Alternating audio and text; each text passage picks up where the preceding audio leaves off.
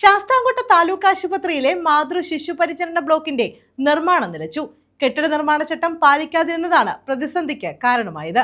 കെട്ടിടം ഉപയോഗശൂന്യമായതോടെ ഇവിടം പാർക്കിംഗ് ഏരിയയായി മാറിയിരിക്കുകയാണ്. കെട്ടിട നിർമ്മാണ ചട്ടം പാലിക്കാതിരുന്നതാണ് ശാസ്താംകോട്ട താലൂക്ക് ആശുപത്രിയിൽ ആരംഭിച്ച മാതൃശിശു പരിചരണ ബ്ലോക്കിന്റെ നിർമ്മാണത്തിൽ തിരിച്ചടിയായത്.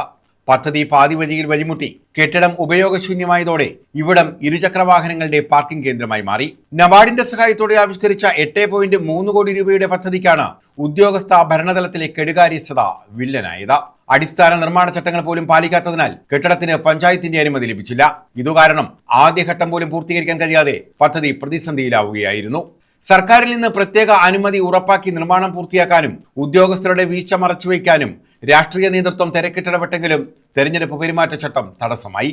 ആവശ്യമായ സൗകര്യങ്ങളില്ലാതെ പ്രവർത്തിക്കുന്ന താലൂക്ക് ആശുപത്രിയിൽ ആധുനിക സൗകര്യങ്ങളോടെ 5 നിലകളിലായി മാതൃ ശിശു പരിചരണ ബ്ലോക്ക് ഒരുക്കുന്നതിനായി ആദ്യഘട്ടത്തിൽ 3.3 കോടി രൂപയാണ് അനുവദിച്ചത്. എന്നാൽ 5 വർഷത്തിനിടെ ഫൗണ്ടേഷനും താഴത്തെ നിലയും മുകളിലത്തെ നിലകൾക്കായി തൂണുകളും മാത്രമാണ് നിർമ്മിക്കാനായത്. അടുത്ത ഘട്ടമായി നബാർഡിന്റെ സഹായത്തോടെ 6 കോടി രൂപ പദ്ധതിയിൽ കരാർ നൽകണം. ഇതിനുള്ള നീക്കം ആരംഭിച്ചപ്പോഴാണ് ആദ്യഘട്ട നിർമ്മാണത്തിലെ പാകപ്പിഴ മറനീക്കിയത്. News bureau, Sasthamkotta.